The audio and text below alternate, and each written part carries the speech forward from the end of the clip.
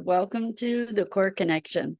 I'm Mira Rubin here with you on Enlightened World Network, and today's topic is expanding into wholeness. So if we're to love and accept ourselves, it means all of us, every part of ourselves. And if we can expand to include those elements rather than exiling them or rejecting them or judging them, then we can achieve a level of wholeness that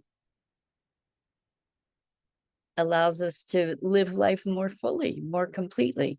So that's what we're going to talk about this morning. But before we get started, let's take a minute or two to get present. Let's take a deep breath in through your nose and hold it. And imagine clean, crisp oxygen flooding your lungs, flowing into your bloodstream, nourishing all your cells, all your organs, bringing vital life energy to your body and being. And as you exhale, exhale any tension, stress, negativity, fatigue. And now let's take another deep breath in through your nose and hold it. This time, imagine brilliant, bright light lighting you up from the inside out, illuminating, electrifying, and energizing all your cells, all your molecules, all your electrons, creating a brilliant beam of light and energy from your heart out into the world. And as you exhale, exhale any remaining tension, stress, negativity, fatigue.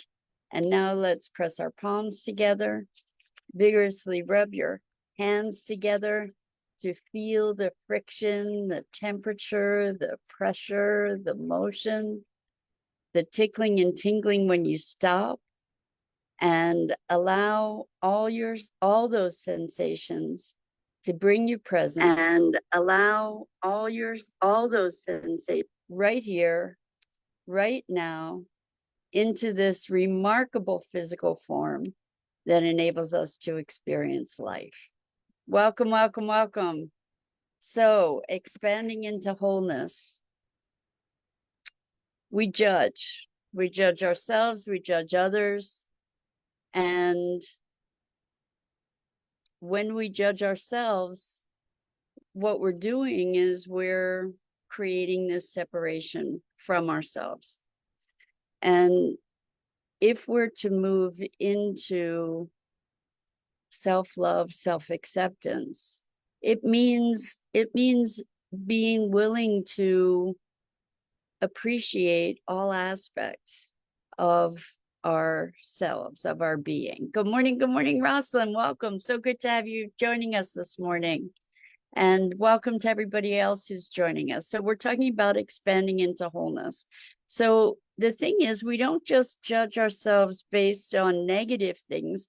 We also oftentimes don't allow ourselves to appreciate the wonderful things about ourselves. So we judge ourselves negatively, and we also don't acknowledge ourselves positively. So we don't necessarily get to really see who we are. We don't get to fully embrace ourselves. So without fully embracing ourselves, how can we possibly come into wholeness?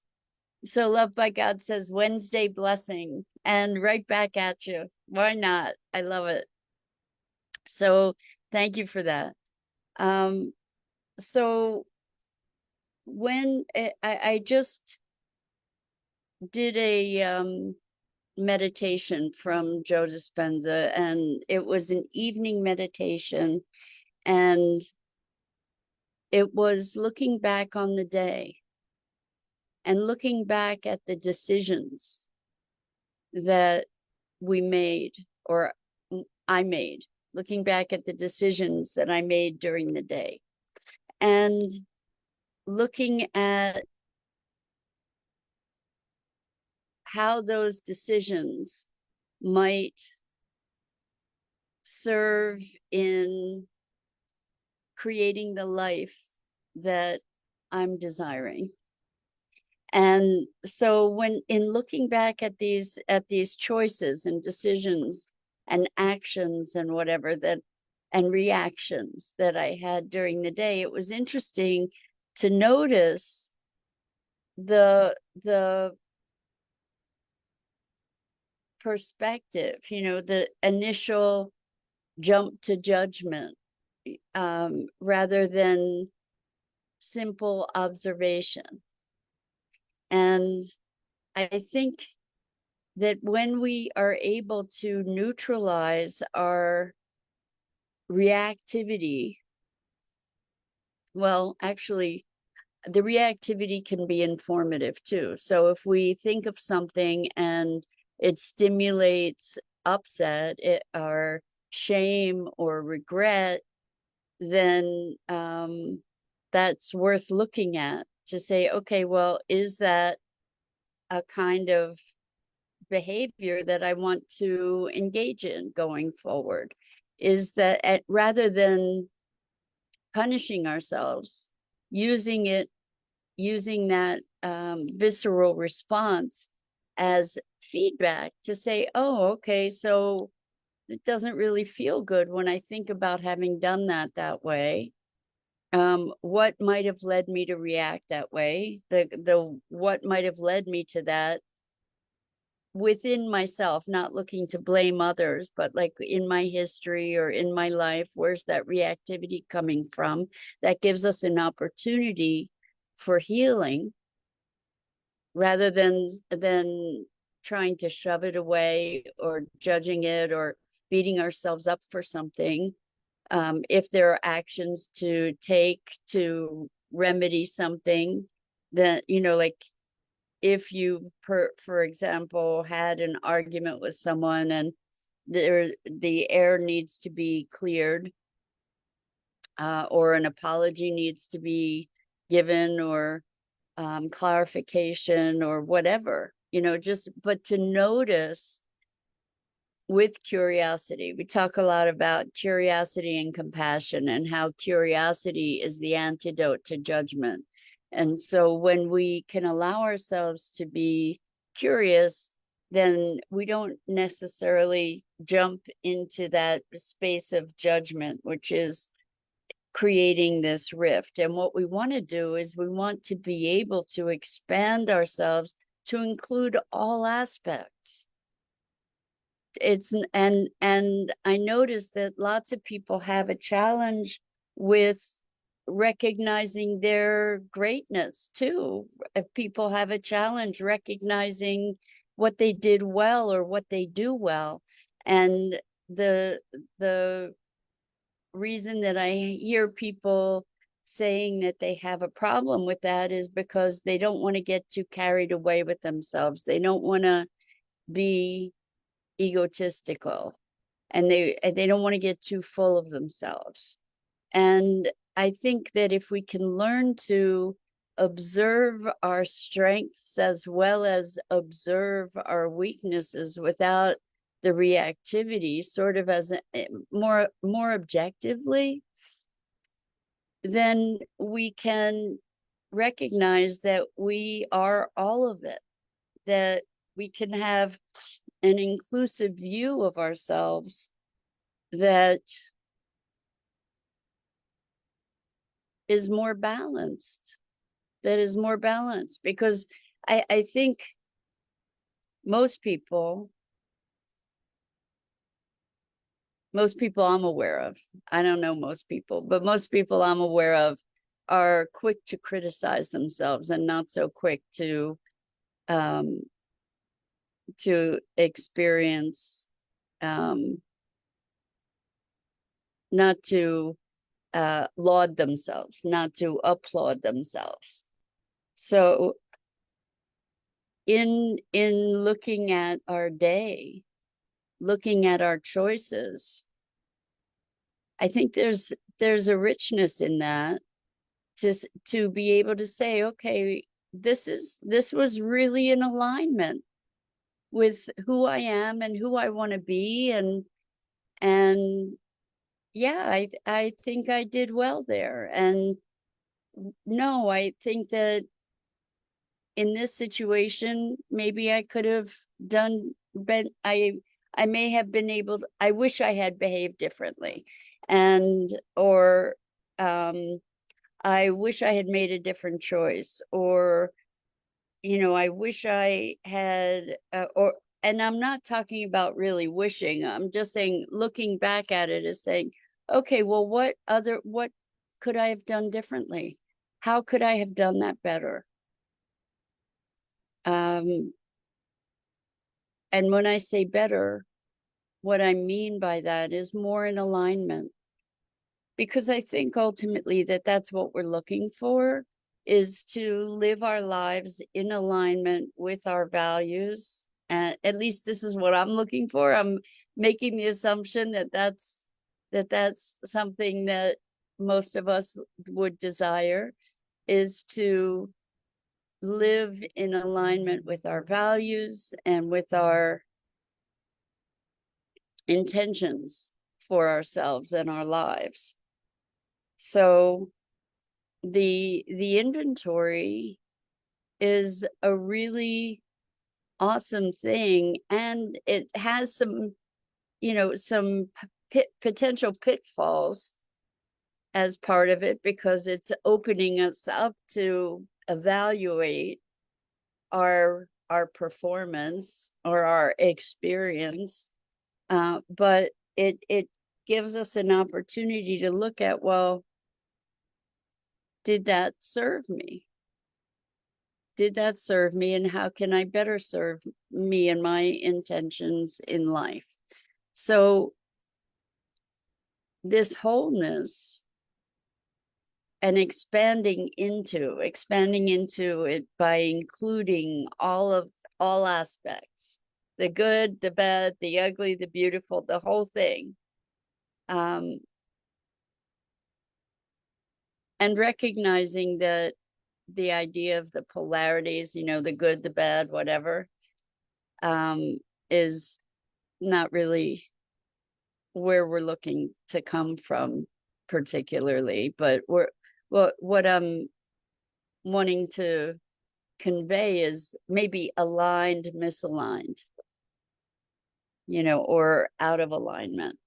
And how can we bring ourselves into this greater alignment, not beating ourselves up for being out of alignment, but recognizing certain patterns, maybe looking for the opportunity to dissolve certain patterns that we may not, that don't serve us well. So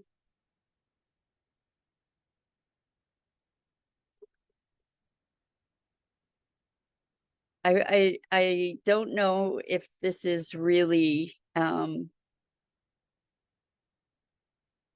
relevant directly to what we're talking about in terms of expanding to include, but one of the biggest tools that we have in transformation is reframing.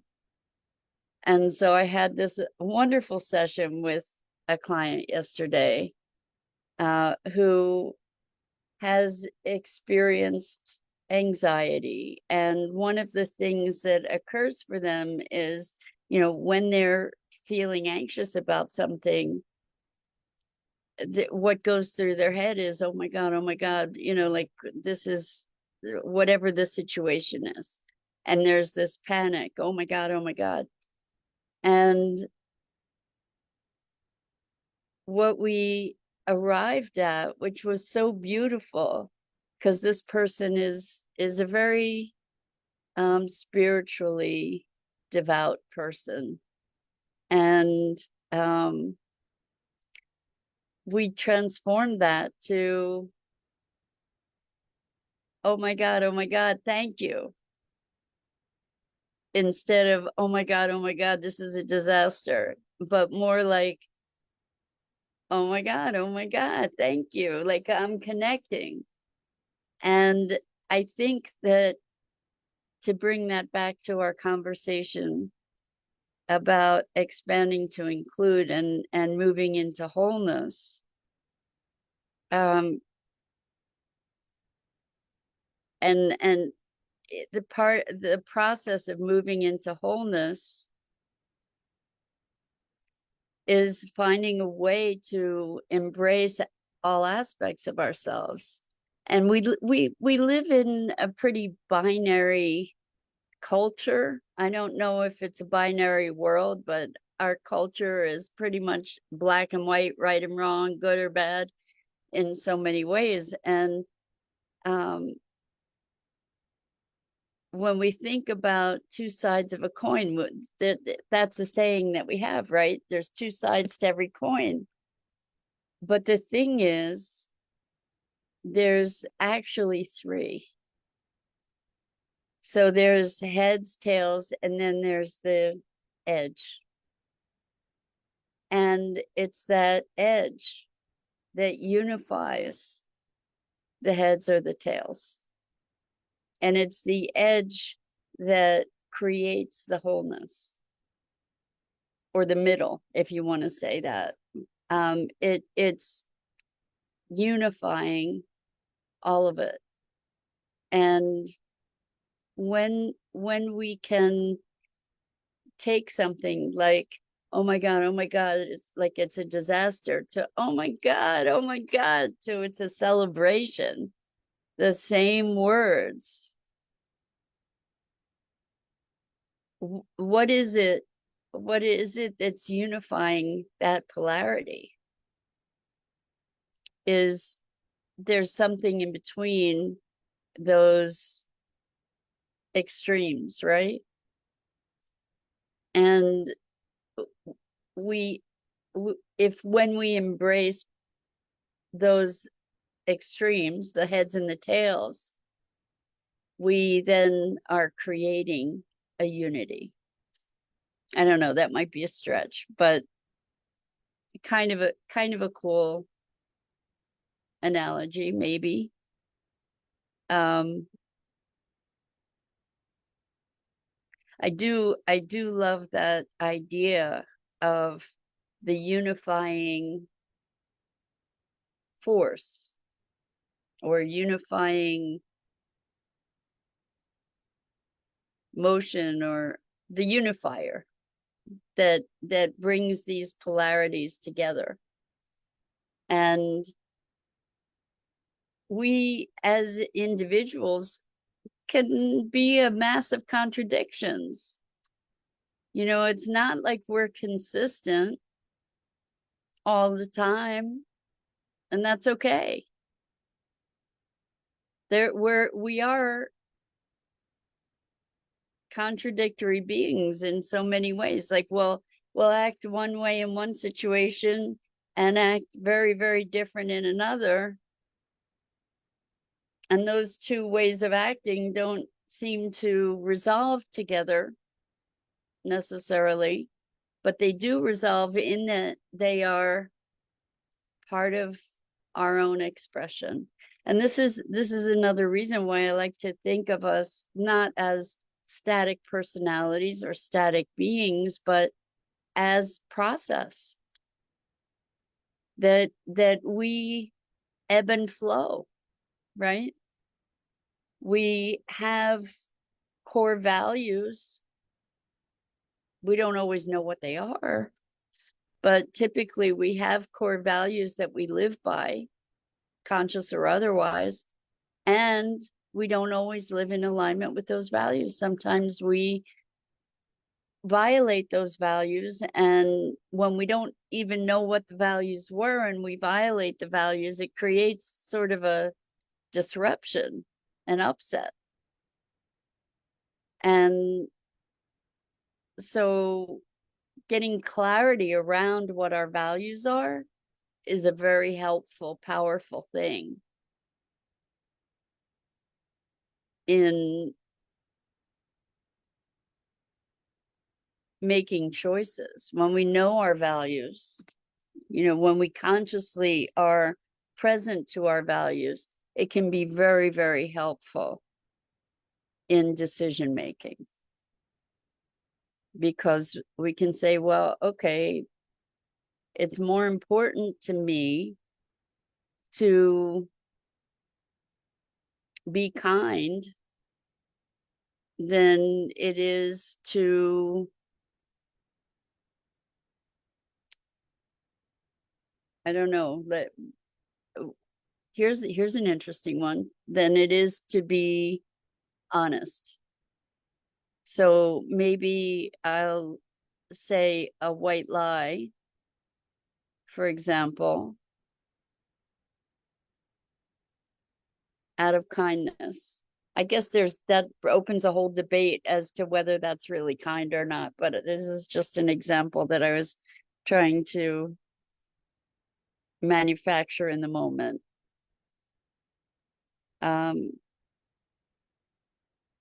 It's interesting. I was listening to something on NPR. I guess it was last weekend, or recently, and it was talking about lying. And they were saying pretty much that everybody lies. And it's a matter of degree. And I thought, wow, that's so interesting. I don't think we consider ourselves liars. And maybe we tell untruths to ourselves even. Like, I didn't have time. I didn't have time to do that. That's a good one, right? I didn't have time to do that. It's really, I didn't choose to allocate time to do that. It's not that I didn't have time, it's that I made other choices, right? That's more of the truth. And Rosalind is saying, laugh, LOL. But we say those things all the time. And now that also, it's not all the time. We say those things. It's not uncommon that we say things like that.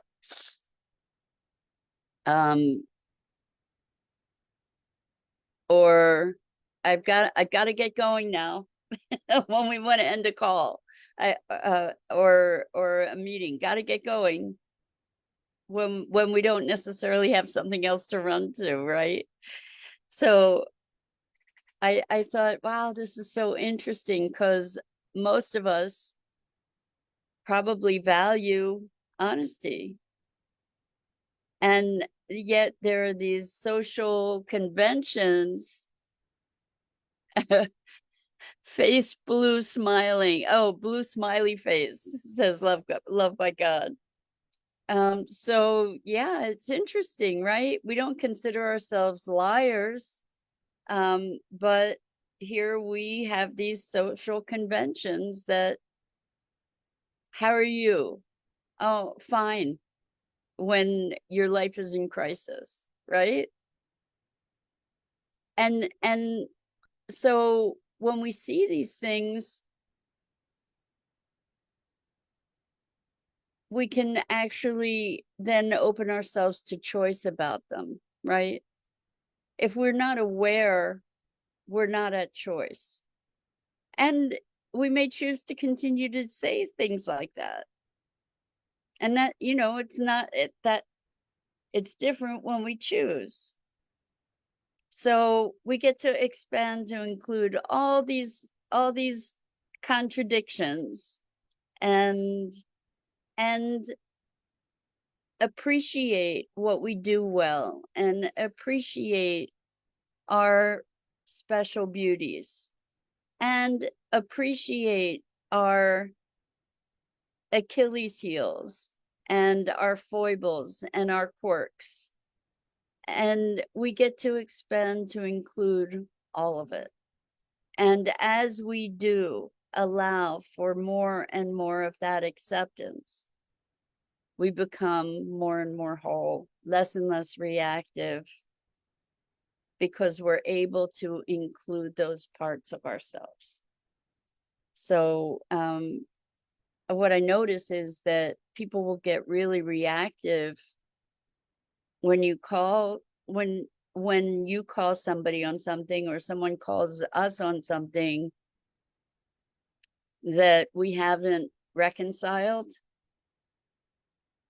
We tend to get really reactive, right? So the more we're able to expand to include those things too, then the more whole we can become.